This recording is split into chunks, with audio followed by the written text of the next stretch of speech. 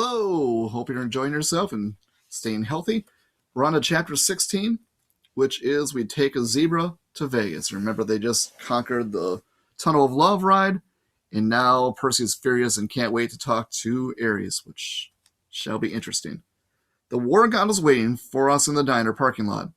Well, well, he said. You didn't get yourself killed. You knew it was a trap, I said. Ares gave me a wicked grin.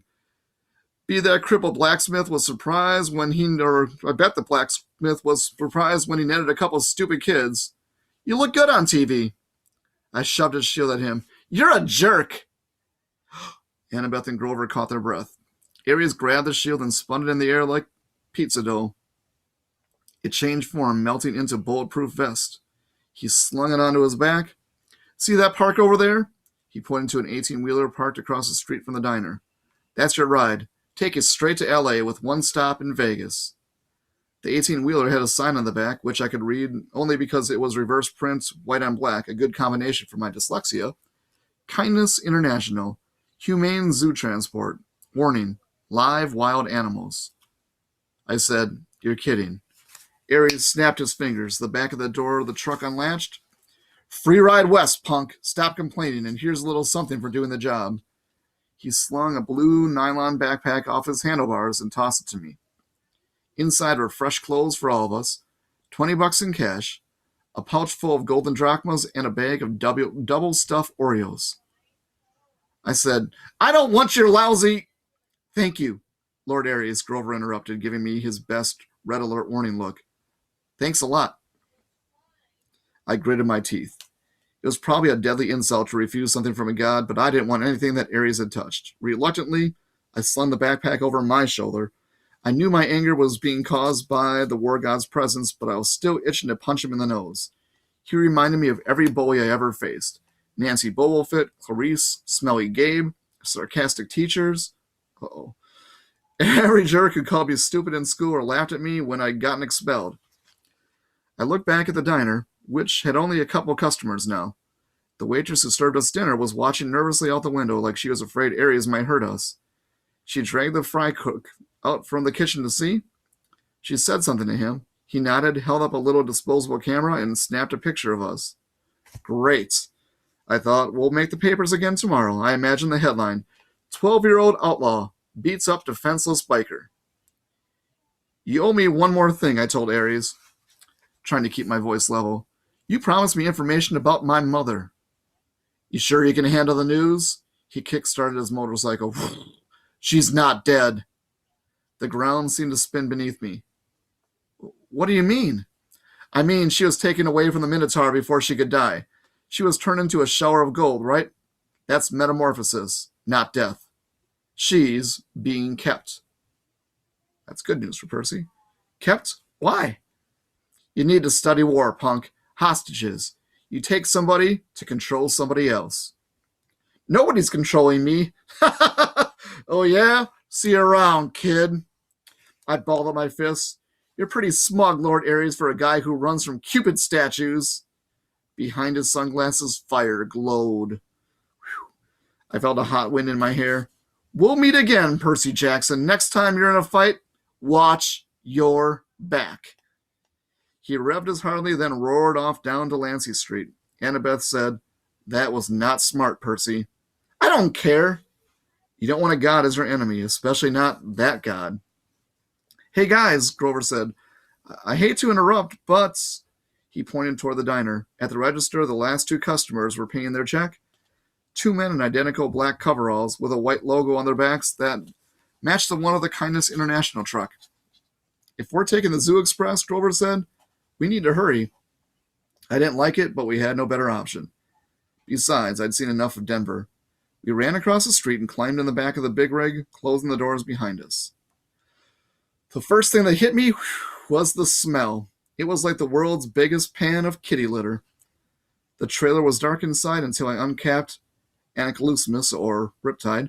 The blade cast a faint bronze light over the very sad scene. Sitting in a row of filthy metal cages were three of the most pathetic zoo animals I'd ever beheld. A zebra, a male albino lion, so a white lion, and some weird antelope thing I didn't know the name for.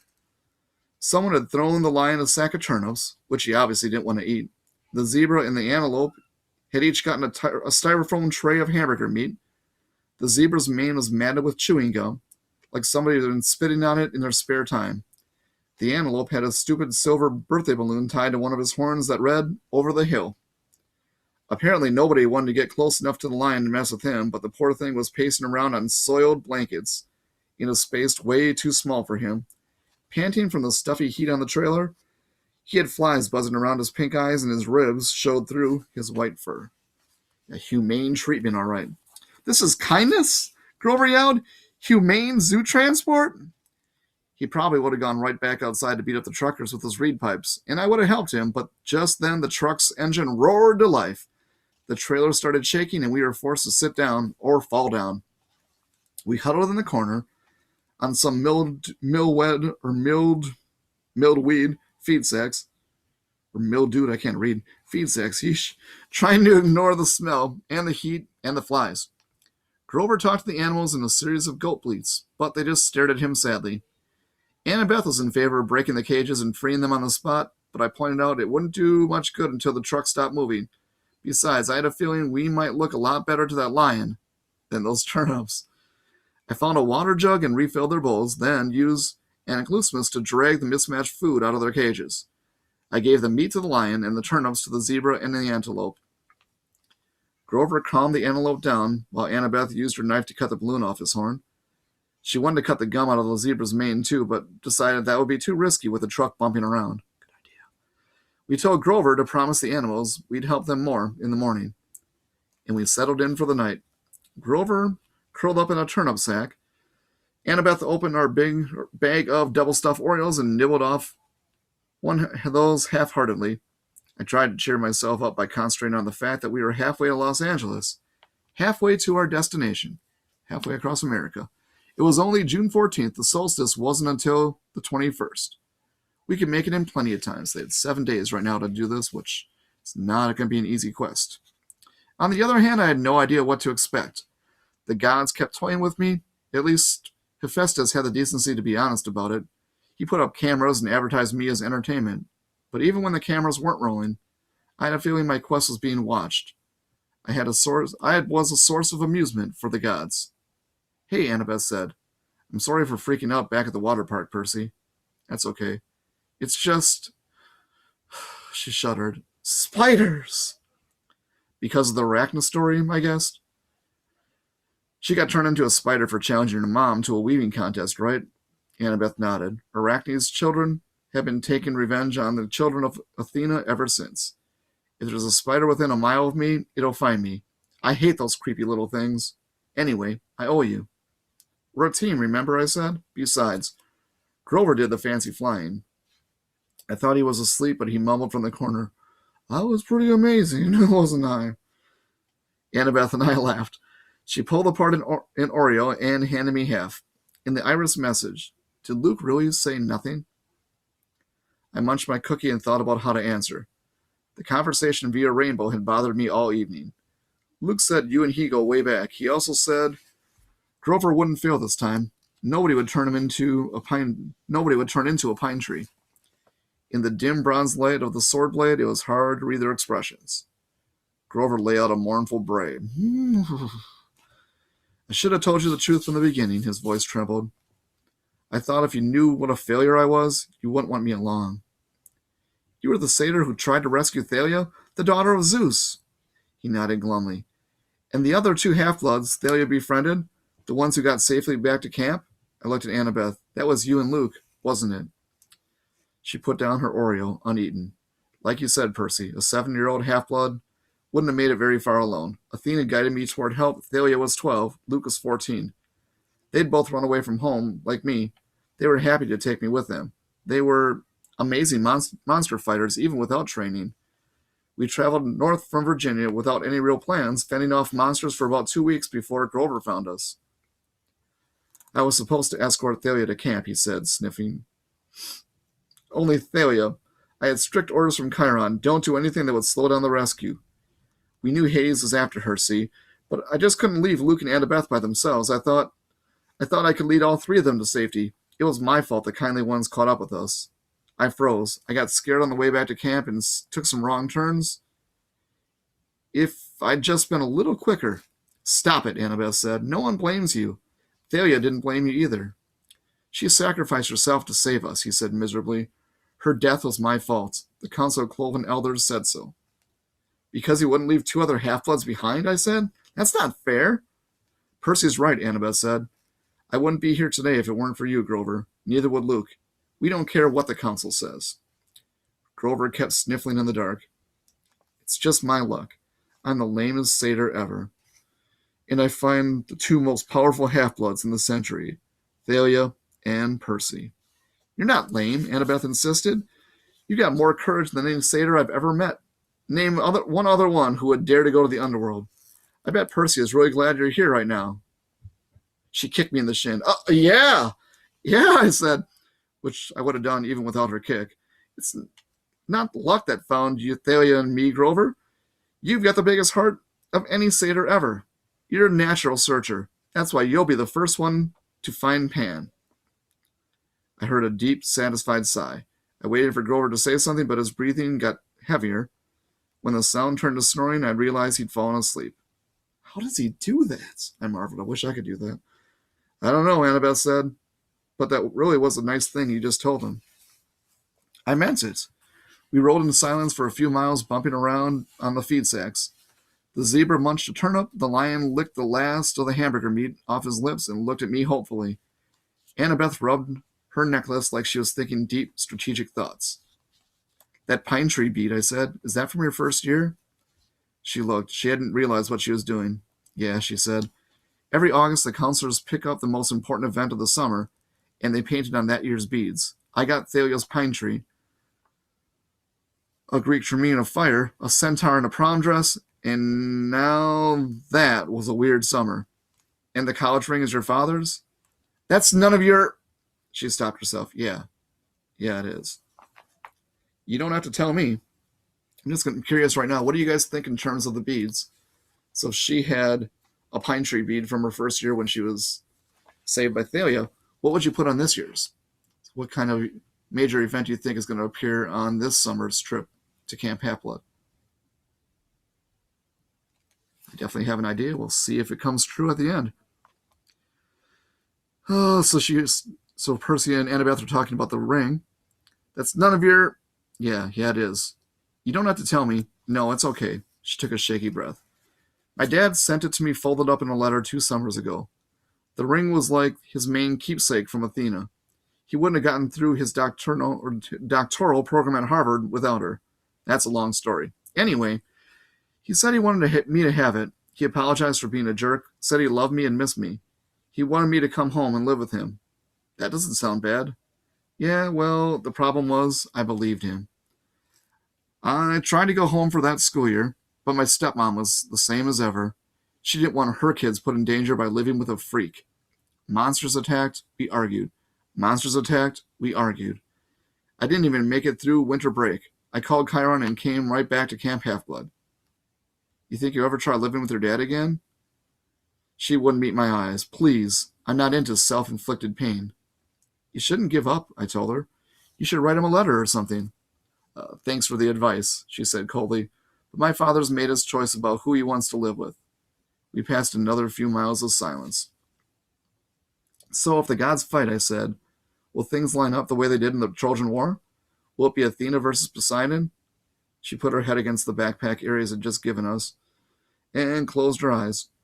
I don't know what my mom will do. I just know I'll fight with you. Why? Because you're my friend, Seaweed Brain. Any more stupid questions? I couldn't think of an answer for that. Fortunately, I didn't have to. Annabeth was asleep. I had trouble following her example, with Grover snoring and an albino staring hungrily at me, but eventually I closed my eyes. My nightmare started out as something I dreamed a million times before. I was being forced to take a standardized test while wearing a straitjacket, so you couldn't even move anything. All the other kids were going out to recess, and the teacher kept saying, "Come on, Percy. You're not stupid, are you? Pick up your pencil." Then the dream strayed from the usual. I looked over the next desk and saw a girl sitting there, also wearing a straitjacket. She was my age, unruly black punk-style hair, dark eyeliner around her stormy green eyes, and freckles around her nose.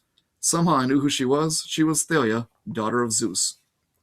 She struggled against the straitjacket, glared at me in frustration, and snapped, "Well, seaweed brain, one of us has to get out of here." She's right, my dream self thought.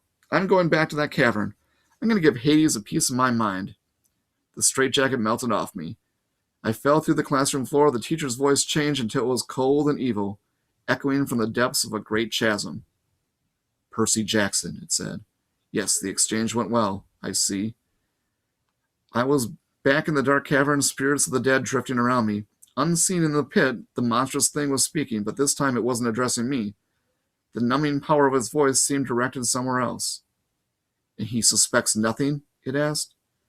Another voice, one I almost recognized, answered at my shoulder. "Nothing, my lord. He is as ignorant as the rest." I looked over, but no one was there. The speaker was invisible. "Deception upon deception," the thing in the pit mused aloud. "Excellent." "Truly, my lord," said the voice next to me. "You are well named the Crooked One. But was it really necessary? I could have brought you what I stole directly." "You?" the monster said in scorn. "You have already showed your limits. You have failed me completely, had I not intervened." "But, my lord—" "Peace, little servant. Our 6 months have bought us much. Zeus's anger has grown. Poseidon has played his most desperate card. Now we shall use it against him. Shortly you shall have the reward you wish, and your revenge, as soon as both items are delivered into my hands. But wait. He is here." "What?" The invisible servant suddenly sounded tense. "You summoned him, my lord?" "No." The full force of the monster's attention was now pouring over me, freezing me in place. "Blast his father's blood. He's too changeable. Too unpredictable. The boy brought himself hither." "Impossible," the servant cried. "For a weakling such as you, perhaps," the voice snarled. Then its cold power turned back on me. "So, you wish to dream of your quest, young half-blood? Then I will oblige." The scene changed. I was standing in a vast throne room with black marble walls and bronze floors. The empty, horrid throne was made from human bones fused together. Standing at the foot of the dais was my mother, frozen in shimmering golden light, her arms outstretched. I tried to step toward her, but my legs wouldn't move. I reached for her only to realize that my hands were withering to bones. Grinning skeletons in Greek armors crowded around me, draping me with silk robes, wreathing my head with laurels that smoked with shimmer of poison, burning into my scalp. The evil voice began to laugh. "Hail the conquering hero!" I woke with a start. What a dream. Grover was shaking my shoulder. "The truck stopped," he said. "We think they're coming back to check on the animals." "Hide!" Annabeth hissed. She had it easy. She just put on her magic cap and disappeared. Grover and I had to dive behind feed sacks and hope that we looked like turnips. The trailer doors cracked open, sunlight and heat poured in. "Man, woo!" one of the truckers said, waving his hand in front of his ugly nose. "I wish I hauled appliances." He climbed inside and poured some water from the jug into the animal's dishes. "You hot, big boy?" he asked the lion. Then splash the rest of the bucket right into the lion's face. The lion roared in indignation. Yeah, the man said. Next to me, under the turnip sacks, Grover tensed. For a peace-loving herbivore, he looked downright murderous. We'll continue here. Next time, we'll see why he's so upset and what he's going to do about it.